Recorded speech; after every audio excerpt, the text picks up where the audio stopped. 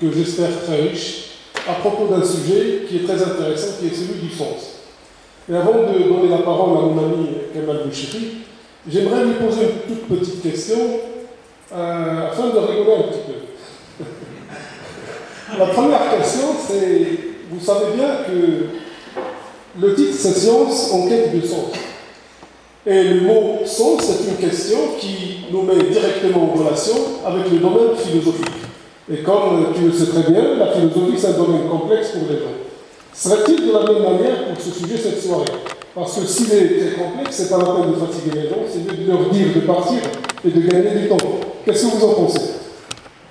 Je pense qu'il n'y a aucun risque à ce sujet.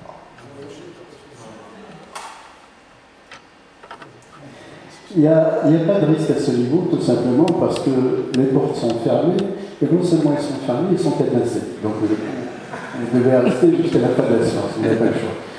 Ceci dit, il est vrai que la science fait référence très très souvent à des concepts qui sont relativement compliqués, et je vais me forcer en quelque sorte de les imager de telle façon à les rendre accessibles. Voilà, c'est ça Mais c'est une tâche qui est très très délicate. Très bien, je vous remercie.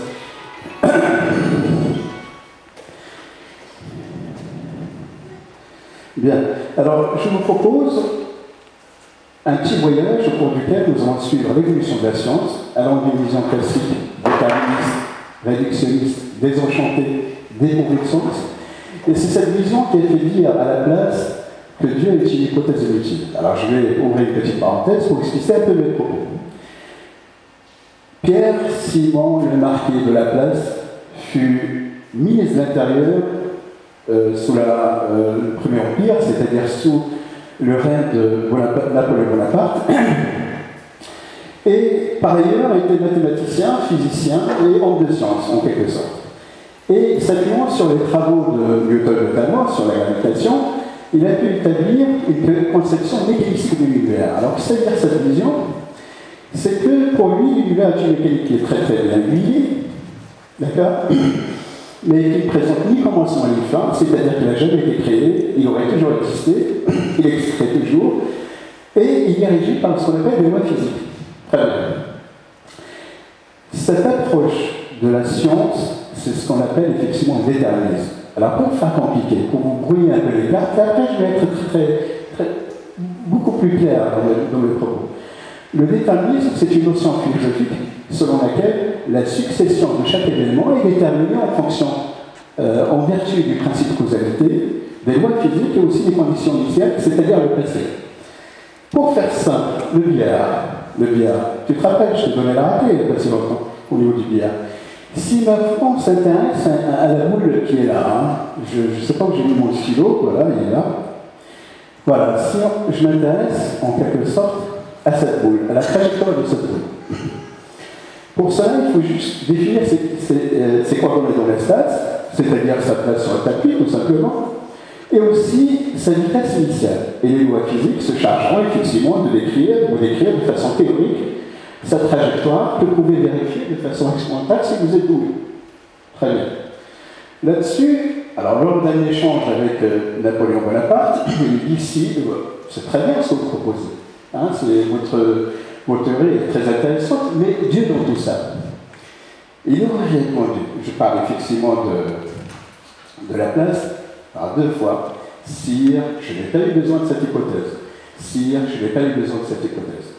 Donc nous allons partir de cette vision qui est purement matérialiste, c'est une vision beaucoup plus subtile, une vision dite intuitive, une vision dite quantique. Et cette vision, en quelque sorte, elle permet de réenchanter le réel en lui donnant du sens. Elle pose Dieu comme une question scientifique. Cela ne veut pas dire qu'elle va la répondre, mais en tout cas elle la pose. Les scientifiques préfèrent utiliser un autre concept qu'on appelle effectivement le principe créateur. Donc je vais me limiter effectivement à cette notion-là. Nous allons voir comment cette vision nous permet de mieux comprendre, on revient, de mieux comprendre effectivement l'univers dont nous faisons partie, qui, au dire du Bergir, astrophysicien contemporain, nous sommes réellement des poussières d'étoiles.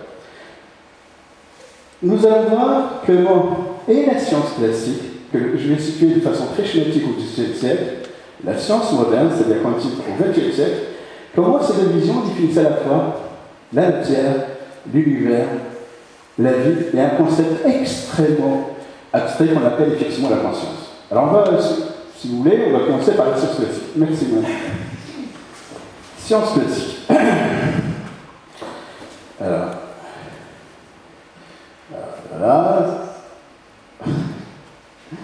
voilà. Alors, au fur et à mesure, on va essayer de remplir ce tableau, en fait, au fur et à mesure, effectivement, de cet échange, concernant la matière, l'univers, la vie et la conscience. La science classique, j'ai dit qu'on la situe à peu près au XVIIIe siècle. Alors, il ne s'agit pas de dénigrer tous les apports technologiques et sanitaires de cette science. Elle a permis d'apporter les vaccins, la machine, l'électricité, les avions, et ainsi de suite. D'accord ? N'oubliez pas que le tiers de la population européenne a été décimé par la peste noire au Moyen-Âge. Cette science a permis de remédier à ce genre de catastrophe.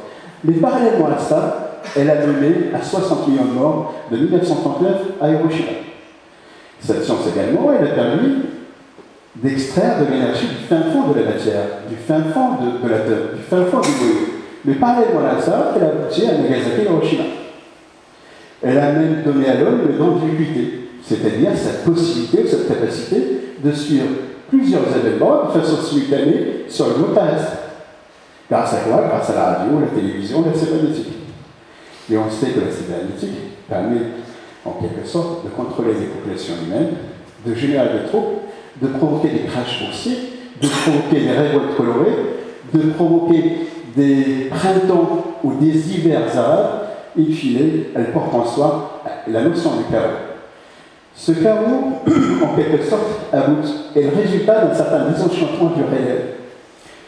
Johnston, dans son ouvrage « Notre existence est-elle un sens ?», a défini 3 types de frustration. Et on verra tout à l'heure que Freud parle même d'inhibition que le pessimisme. La première frustration est donc celle-ci. Alors, désenchantement, tout ça, je dis, c'est que l'homme n'est plus au centre du monde. Alors, qu'est-ce que ça veut dire, ça ?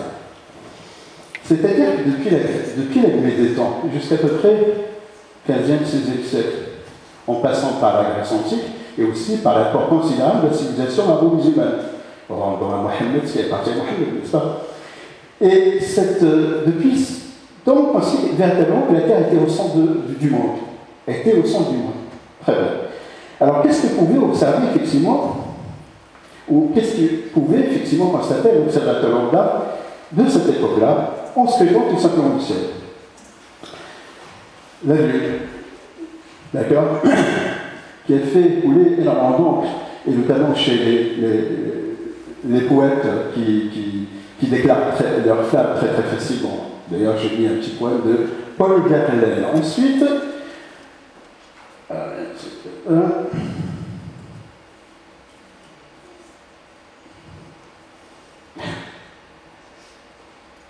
pardonnez-moi. Très bien. Ensuite, le soleil. Le soleil, c'est une boule de feu.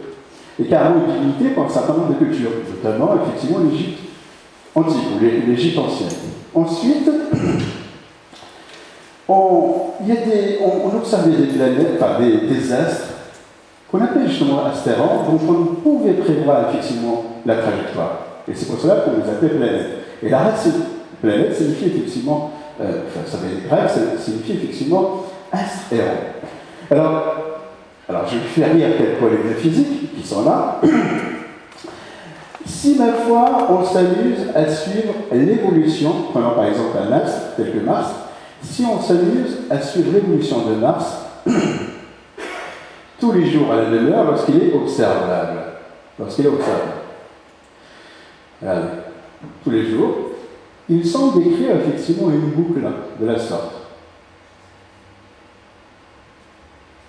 Et ce mouvement, on était dans l'incapacité effectivement de le comprendre, puisqu'on pensait que la Terre était le centre de l'univers, c'est cette boucle-là en réalité. Très bien. Bien, qu'est-ce qu'on peut observer d'autre ? Les étoiles. Comme la Terre était supposée être le centre du monde, en quelque sorte, on pensait réellement que toutes ces étoiles se trouvaient à la même distance de la Terre. L'imagination humaine a fait en sorte d'associer ces étoiles à la constellation, et on a même été pensé que ces constellations joueraient un rôle dans la destinée de l'humanité, d'où l'astrologie. N'est-ce pas?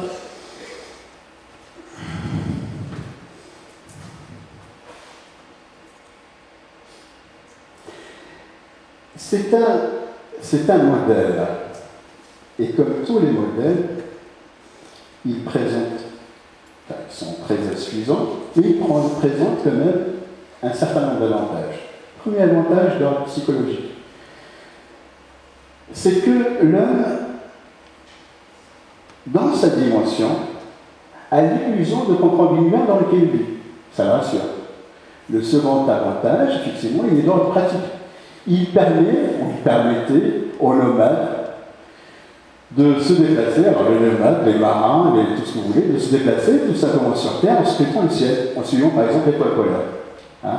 Donc c'était un modèle qui avait un certain intérêt. Très bien.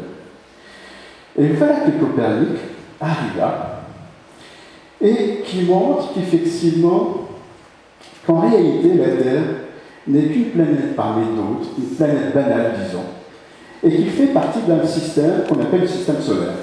Ce système est composé de 8 planètes. Pluton a été éjecté dernièrement pour des raisons sur lesquelles je ne reviens pas parce que le sujet. En tout cas, l'ensemble de ces planètes tourne autour du Soleil.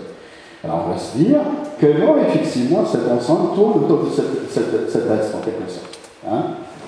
Très bien. Alors sachez que ces planètes-là tournent continuellement autour du Soleil. C'est ça la... Donc alors on va aller jusqu'à une minute, me semble-t-il. Voilà. Ce mouvement, on l'a compris longtemps après, hein, mais initialement, c'était ça qu'on voyait. Voilà, c'était ça. Enfin, en gros. Après, on a compris que c'est l'ensemble du système solaire qui se déplaçait, car ce Soleil fait partie d'une spirale, voilà, c'est ce modèle-là, d'une spirale, effectivement, de notre galaxie qui est la Voie lactée. Alors, quel est l'intérêt de ce modèle-là? C'est qu'il permettait de comprendre effectivement le mouvement des planètes. Alors, sachez que ce système solaire est régi par des lois physiques, et notamment par un phénomène qu'on appelle la gravitation. La gravitation, c'est ma foi l'action qu'exerce un objet massif sur d'autres objets. D'accord? Alors, je viens, il faut aller jusqu'à 1 minute 34. 1 minute 34. Ah, je suis à 34, oui, c'est donc là. Très bien.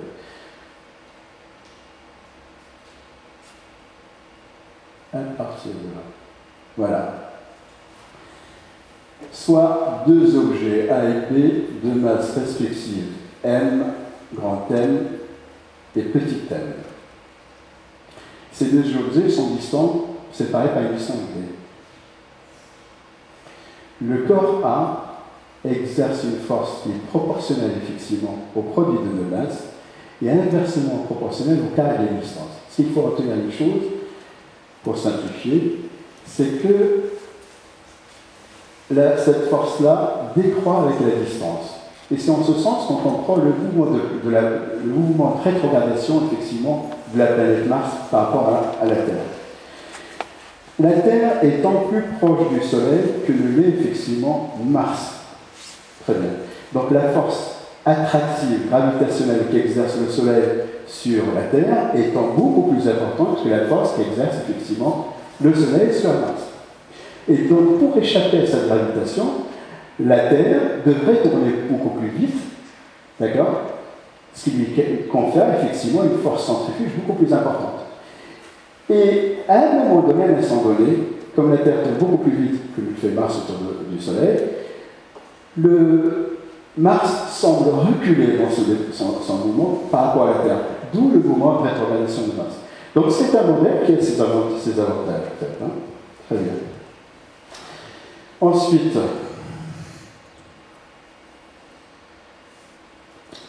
la deuxième élimination étant celle... La deuxième élimination, pardon, excusez-moi. On a parlé de la première, celle de Copernic, la deuxième élimination. Celle-ci, il faut la situer dans son contexte historique. Le siècle de Lumière, notamment. Les monarchies était vacillante. Les républiques commençaient à pointer du nez. Il fallait, pour instaurer effectivement la République, détruire le support ou l'édifice sur lequel sont basées les monarchies, à savoir l'Église, tout simplement. Donc il fallait arriver par un moyen quelconque à une finalité qui est la suivante, c'est-à-dire ôter Dieu des cœurs des hommes. Et c'est Charles Darwin qui s'en charge. L'homme n'a pas été créé. Son existence est due au hasard d'une évolution très lente. Et il faut attendre 1 milliard d'années pour constater l'éclosion et l'organisation de la vie. C'est ce qu'on appelle le principe de l'auto-organisation des matières sans organisateur. Un certain nombre d'érudits musulmans de très haut rang, je ne parle pas des Daéchiens, de très très haut, définissent cette théorie comme étant la religion du singe.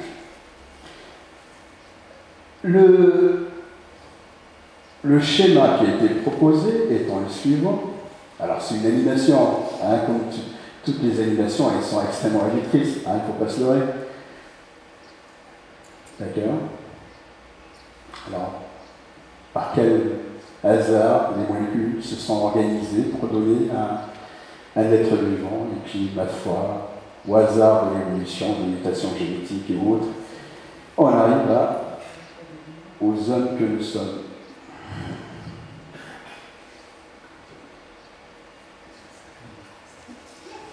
L'argument qui a été avancé par ces érudits étant le suivant, à supposer que l'on confie à un singe ou à un primate l'un des plus beaux poèmes de Omar al-Khayyam, le nectar de ton amour a coulé dans mes veines et mon imagination ivre a construit ta beauté, le laissant disposer de toutes ses lettres et redisposer ses lettres, quelle est la probabilité pour qu'il puisse recomposer effectivement ce beau poème rien que par le flux des hasards? Moi, personnellement, je n'ai pas de réponse à cette question. En tout cas, la question est posée. Enfin, c'est l'un des arguments qui a été avancé. Voilà, bonne chance. Voilà, toutes les lettres que contiennent effectivement ce poème. Alors, oui, je vais la raconter. C'est l'histoire d'un couple, l'histoire de famille, tout simplement. Dans ce couple, vous avez un homme et une femme. Je précise, parce qu'on est en pleine modernité. Il faut vraiment préciser les choses. Donc un couple, j'allais dire normal, une façon de parler, pardon aux autres. L'homme est un antidarwinien primaire. À tort ou à raison, cet homme pense qu'il est issu d'une origine divine. Allez savoir pourquoi. La femme, j'aurais pu choisir l'inverse, c'est le fur du hasard. La femme darwinienne primaire ne jure que par Darwin. Quand elle voit son mari, elle dit il y a de fortes chances qu'on descende du singe. Ils ont eu un enfant qui a baigné un peu dans la République, dans l'école républicaine, à laquelle quelques-uns appartiennent, avec beaucoup de fierté d'ailleurs. Et cet enfant a été abreuvé, en quelque sorte, de notions philosophiques, notamment au cours de SVT sur l'évolution. Donc il va voir il y a un débat très important au sein de cette famille, en quelque sorte. L'enfant, penchant vers le darwinisme, par nature, disons, a décidé un jour d'affronter son père, avec tous les arguments possibles. Papa, je raconte des conneries, quoi. On descend du singe, forcément. On n'a aucune origine divine. Le père était un peu dépassé par les événements et lui dit, écoute, moi je t'ai raconté l'histoire de ma famille, et ta mère t'a raconté l'histoire de la sienne, c'est tout. Et c'est à partir de ce moment qu'ils sont mis d'accord, que le sujet ne revient plus sur tête. Il a été général dans la salle, évidemment.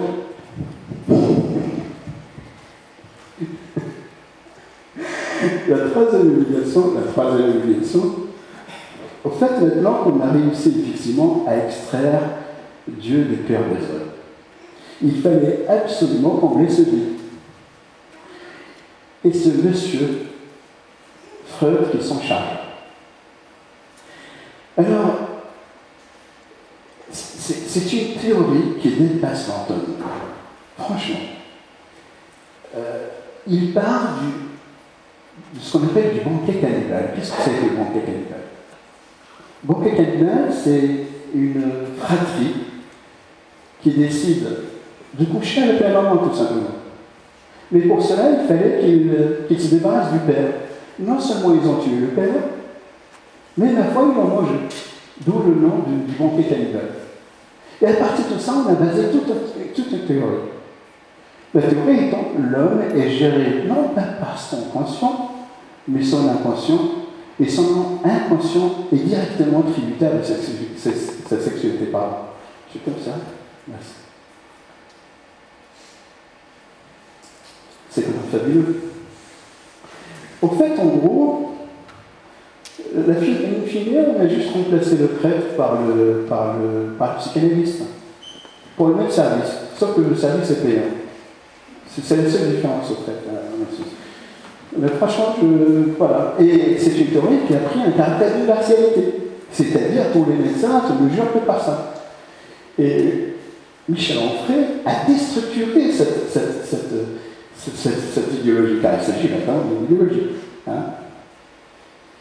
Donc, en résumé, ça nous dit que l'univers n'a pas été créé. Darwin a réussi, plus ou moins, à ôter Dieu du cœur des hommes. Et le freudisme nous dit, au fait, que nous sommes qu'un amas d'hormones, testostérone et autres, et nous demandons effectivement, principalement, notre sexualité. Alors, comment on est arrivé à ce stade-là? Comment on a... C'est le réductionnisme. Alors, je vais vous présenter un truc. Voilà. Vous voyez, c'est une fleur. C'est un ravissement d'essence et de l'esprit, un jeu de lumière. Ça fertilise l'imagination. Ça peut générer effectivement un instinct de création chez les poètes. Rien qu'une fleur de la sorte. Très bien.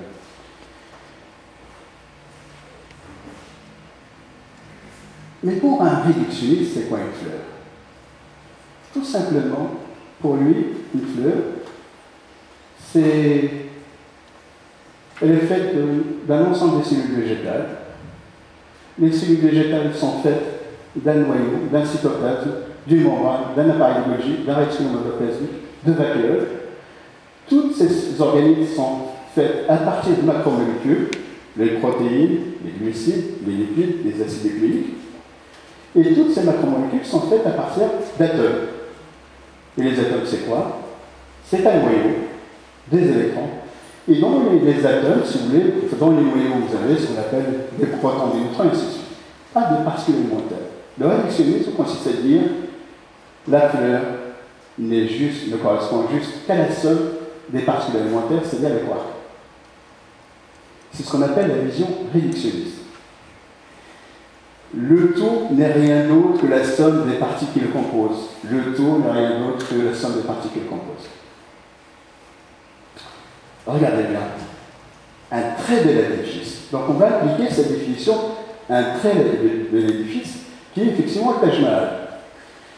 Le Taj Mahal, comme vous le voyez bien, correspond effectivement à un agencement des pierres, mais un agencement harmonieux. C'est une beauté, c'est un charme, des yeux fabuleux. On ne peut pas réduire ça à des sommes de particules. Il y a quelque chose qui se dégage du Taj Mahal. Ceux qui n'ont pas suivi le Taj Mahal, c'est en arrière-plan. D'accord?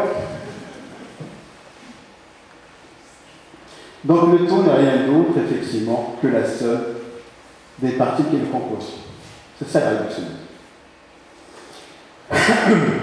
On continue. Maintenant, on avait à définir, rappelez-vous, 4 éléments. La matière, l'univers, qu'est-ce qu'on a dit? Qui suit par la vie, et un concept qui est effectivement la conscience. Pas de tout. Alors, c'est ça. Donc, on a un tableau en clair. La matière, c'est quoi? Enfin, l'atome. La matière est composée d'atomes. Alors, l'atome, je vais les faire rire des collègues. Comment se représente l'atome? Alors, j'ai mis un atome républicain, hein. Comme ça on n'a pas de problème avec. Vous avez compris. Hein. Qu'est-ce que j'ai fait? Je vais faire une manip. Ouais, ça va. Il y a des collègues qui vont sauter au plafond. Très bien. L'atome, c'est ça en fait. Vous avez en quelque sorte un noyau. Et autour de ce noyau gravitent ce qu'on appelle des électrons, c'est tout. Ce qu'on appelle l'atome de Rutherford. Tout ça, c'est corpusculaire, en quelque sorte. C'est de la matière, c'est corpusculaire. C'est comme des petites billes, en quelque sorte. Voilà. L'univers, maintenant. Alors, comment sortir de là? Sans univers. Ok, très bien. L'univers, c'est ce qu'on appelle l'univers laplacien, une mécanique bien huilée qui n'a ni commencement ni fin et qui est parfaitement déterministe. Et il découle d'une certaine autre organisation de la matière due au phénomène de gravitation. Très bien, ce que nous avions dit en introduction. Maintenant, la vie. La vie, alors évidemment, vous avez, je ne l'ai pas dit, mais la matière, enfin les éléments qui permettent d'ensemencer effectivement la vie proviennent des étoiles. D'accord? Ça, c'est de la physique. Ensuite, phénomène de gravitation, attraction effectivement de particules, réaction chimique, et c'est de la chimie, et par la suite, ces molécules donneraient des molécules un peu plus complexes qui ont rapport avec la vie. Globalement, c'est ça. Une soupe primordiale, je vais noter, de substances chimiques au hasard des interactions et réactions de sélection naturelle et de mutation génétique expliquerait l'éclosion de la vie. Et cette éclosion se ferait selon l'auto-organisation de matière. C'est ça la vie. Comment on a défini effectivement la science classique. Maintenant, la conscience. La question est conceptuelle. Sommes-nous assimilables à un processus physico-chimique reproductible par une machine? La réponse est oui. Qui dit algorithme dit ordinateur et calcul. Parce que si, laissons compte qu'un jour, on va être remplacé effectivement par des machines, des robots, d'autant plus intéressants qu'ils ne prennent jamais de vacances. D'accord? Donc ça, c'est la vision classique effectivement de la science. Voilà, on a rempli une partie du tableau. Science classique, la matière, particules corpusculaires, l'univers parfaitement déterministe, la vie au hasard des interactions d'une soupe primordiale de substances chimiques, et la conscience, c'est juste effectivement un processus physico-chimique et algorithmique. C'est ça la notion. Quelle réflexion de scientifique matérialiste, et pas des moindres quand même, pas des moindres. Crick, c'est celui qui a découvert effectivement l'ADN, acide, désoxyde, ribonucléique. Prix Nobel. L'ADN est le support de l'information génétique. Qu'est-ce qu'il dit? L'hypothèse stupéfiante, c'est que vous, vos joies, vos plaisirs, vos souvenirs, vos ambitions, le sens que vous avez de votre identité, de votre libre arbitre, ne sont rien de plus que le comportement d'un vaste assemblage de cellules nerveuses et des molécules qui sont associées. En fait, nous ne sommes que des molécules. Et des interactions entre ces molécules, tout simplement. Prix Nobel. Jacques Monod, dans Hasard et nécessité, prix Nobel également, plus nous comprenons le monde, plus il nous semble dépourvu de sens. Et on voit là toute une école de pensée qui pense effectivement que la vie c'est rien, c'est juste effectivement un assemblage d'atomes, que l'univers, lui, c'est juste un assemblage d'atomes. Et quand on a cette vision-là, on comprend mieux les guerres, la colonisation, les génocides et les bombes nucléaires. Et je laisse mon ami Mohamed qui, lui, va nous donner les implications philosophiques, parce que là c'est un raccourci quand même, qui ont amené à ce genre d'état de fait.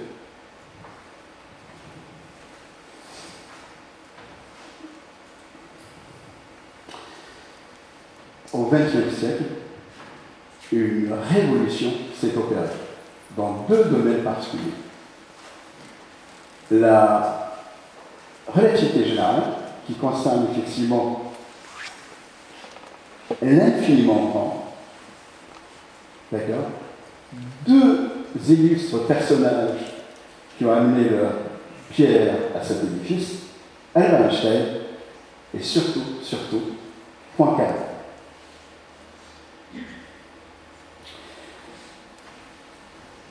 Dans l'autre domaine, c'est-à-dire celui de l'infiniment petit,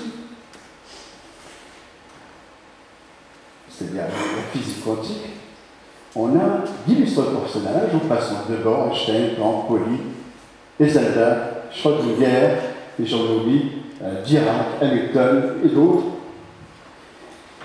d'accord, et qui ont permis de faire changer le paradigme, c'est-à-dire l'ensemble de représentations qu'on se fait effectivement du réel. Ça, c'est très important à comprendre.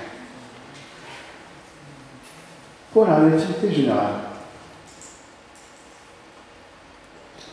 la résolution de l'équation concernant la relativité générale aboutit à une solution qui montre effectivement que l'univers est en expansion. Alors Einstein a commis une petite erreur, mais il s'est rattrapé par la suite.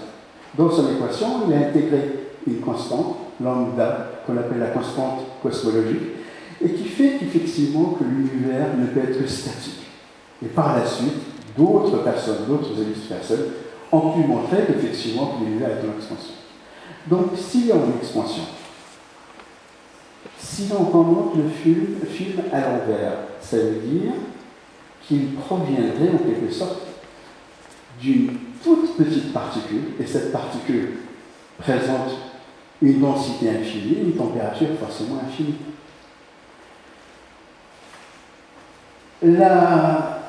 Cette vidéo, là, nous donne l'événement qui est le Big Bang, en fait. Alors, on suppose que l'univers a été créé à 13,7 milliards d'années. Il y a une tache minuscule qui apparaît, d'ailleurs on appelle ça la singularité. D'accord? Alors on ne la voit pas mais bien, elle est là, elle est là. Une explosion qui se traduit par la lumière, refroidissement qui donne des particules élémentaires. Ces particules élémentaires s'associent pour donner des noyaux, ensuite des atomes.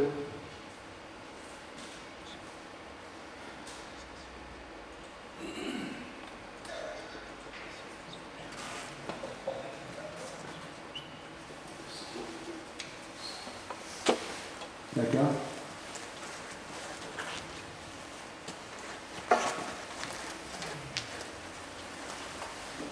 Un phénomène d'agglomération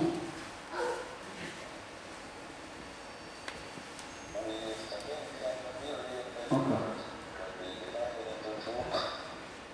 Merci pour la suite, en fait, on l'appelle encore. Les premières galaxies se forment.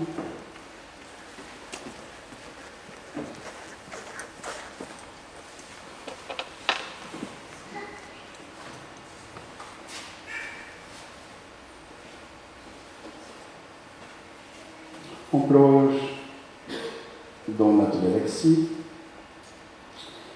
la Voie lactée.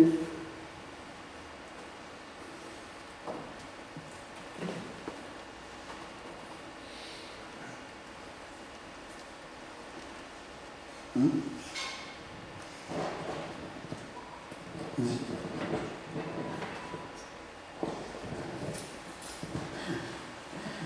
galaxie, la Voie lactée, et notre beau système solaire appartient à l'une des spirales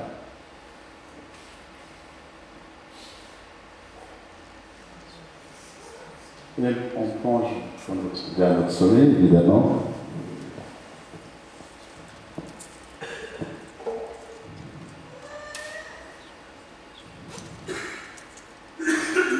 On voit au loin notre Soleil, notre astre brillant, et les planètes qui tournent autour. Et on connaît notre planète bleue.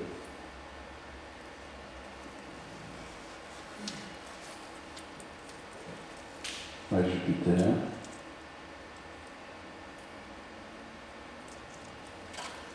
Voilà.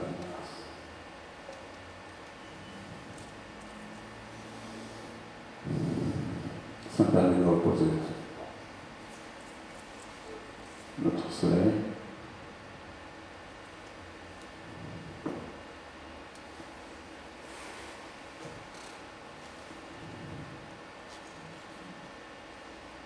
Et on voit notre belle Terre en formation.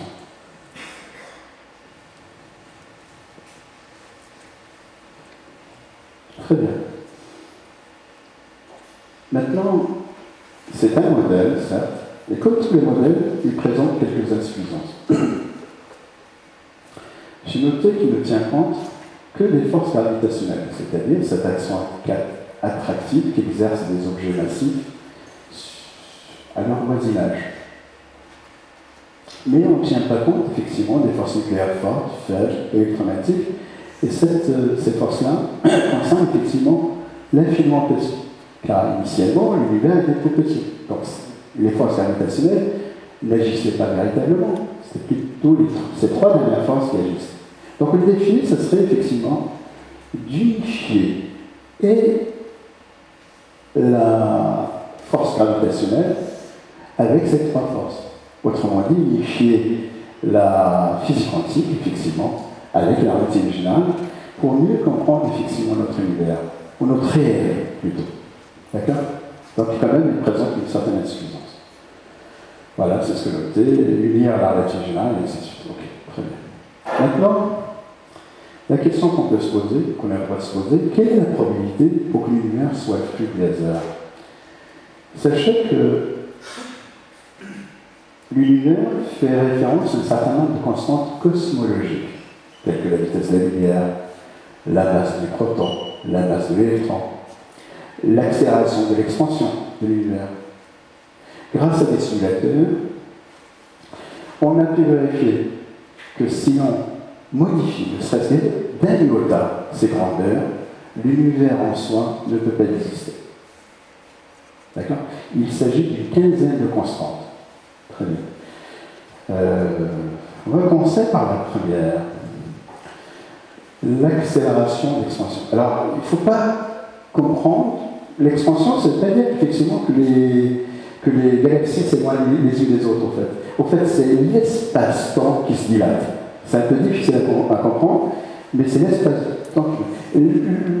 L'image qui se rapproche de la réalité, imaginez un ballon de baudruche au niveau duquel vous avez tracé des points et vous le gonflez.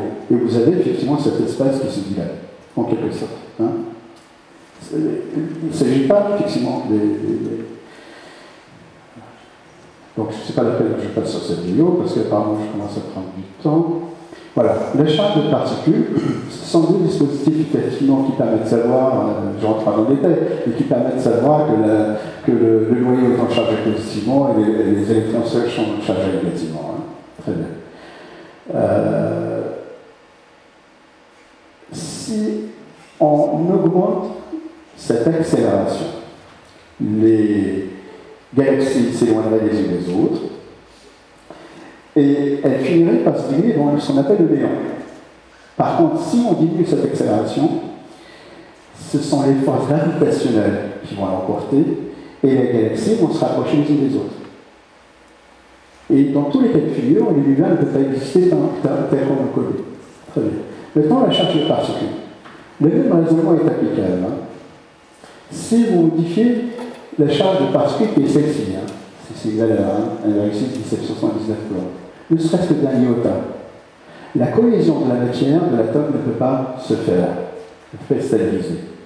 Et qui dit l'atome stabilisé dit pas de matière, qui dit pas de matière dit forcément pas d'univers. L'autre, voilà, la force nucléaire forte, c'est cette force qui fait en sorte que les étoiles brillent, si vous voulez, pour simplifier. Donc si vous augmentez cette force-là, toutes les étoiles vont se transformer en bombes H, ce qu'on appelle les bombes d'hydrogène, si vous voulez. Et si vous diminuez cette force, le feu nucléaire ne pourrait jamais s'allumer et l'univers resterait effectivement dans l'obscurité. Et qui dit pas d'étoiles qui brillent, dit pas de matière, et donc forcément pas d'univers. Je passe la parole à King, pardon.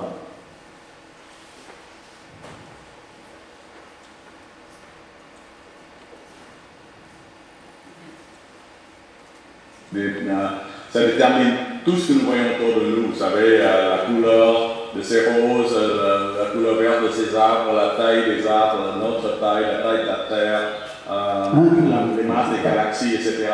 Toutes les propriétés de l'univers sont déterminées une fois que nous avons fixé les constantes physiques et les conditions initiales. Or, on s'est aperçu que si on variait un tant soit peu une de ces constantes physiques ou ces conditions initiales, l'univers, les étoiles ne se formeront pas, et sans étoiles, il n'y aura pas d'éléments lourds, et pas d'éléments lourds, pas de vide, de conscience, l'univers serait vide et stérile. Vous voyez, et c'est ce qu'on appelle le principe anthropique, qui s'écrit AN par EN, mais AN, donc du grec anthropos, qui veut dire homme. Et en fait, je trouve ça un peu trop important. Donc, cela dit que notre présence, la présence de l'homme, inscrite dans chaque atome, dans chaque loi physique de l'univers. Vous voyez, et en fait, je trouve ce concept un peu trop anthropomorphique. Moi, je dirais toute forme de vie, de conscience fera l'affaire. Donc, il ne faut pas. Jusqu'à nouvel ordre, nous sommes la seule forme de vie et de conscience. Donc, on peut dire que l'univers tend vers l'homme, mais en fait, il tend vers toute forme de vie et de conscience. Donc, E.T. sera tout à fait possible aussi dans ce point de vue. Et donc, ce réglage est tellement précis, vous savez, de l'ordre de 10 puissance moins 60, c'est équivalent à la précision que doit exercer un archer si vous voulez planter une flèche dans une cible d'1 cm². Donc, cela, mais qui serait placé au confin de l'univers à 14 milliards d'années-lumière. C'est vraiment une précision extraordinaire. Alors, que penser de ce réglage extraordinaire? Alors, je pense que, pour faire simple, le pari métaphysique qu'on peut faire se divise en ce que j'appelle, donc je reprends les termes de Jacques Monod, le hasard et la nécessité. Vous voyez, et je dis un pari métaphysique parce que la science ne peut pas démontrer soit le hasard, soit la nécessité. En fait, les deux sont possibles. Si vous pensez que tout est hasard, que rien n'a de sens, c'est possible, mais à ce moment-là, pour expliquer la précision extraordinaire du réglage que je viens de vous expliquer, le réglage de 10 puissance moins 60, il faut au moins 10 puissance 60 univers parallèles, ce qu'on appelle un multivers, et donc il faut, dans tous ces univers parallèles au nôtre, les combinaisons des constantes physiques et des lois et des conditions initiales sera perdante, et donc l'univers sera vide et stérile. Sauf dans le nôtre où par hasard la combinaison gagnante est sortie et nous semble volo en quelque sorte. Et donc le hasard égale multivers. Donc si vous aimez l'hypothèse du hasard, vous postulez une infinité d'univers parallèles, ou au moins 10 puissance 60 univers parallèles. Et à ce moment-là, vous pouvez dire que peut-être que nous sommes par hasard dans un univers qui nous est complètement différent. Donc, une conclusion à la Jacques Monod. Mais si vous pensez qu'il y a un seul univers, pour expliquer ce réglage extrêmement précis, il faut ce que j'appelle un principe créateur. Donc, de nouveau, je répète, le principe créateur, ce n'est pas un Dieu barbare personnifié, c'est la manifestation même des lois physiques dans la nature. C'est les lois physiques qui font la beauté et la complexité du monde. Voilà. Donc, hasard égale multivers, nécessité égale univers. Donc, s'il y a un seul univers, il faut un principe créateur, ce que j'appelle un principe nécessaire. Tandis que si vous postulez un multivers, vous pouvez avoir le hasard. Donc c'est un pari à la Pascal qu'on doit faire en quelque sorte. Vous savez, donc je suis un grand admirateur de Blaise Pascal, je suis un grand scientifique, mais aussi quelqu'un qui avait une profonde foi et qui a beaucoup réfléchi sur des problèmes. Très bien. Alors, pour résumer, l'univers nécessite effectivement un réglage extrêmement minutieux de ces constantes-là. Et pour que ces constantes soient réunies dans le même univers, il faudrait une chance sur 10 à puissance 60. D'accord? C'est-à-dire, je ne dis pas la science accepte ce genre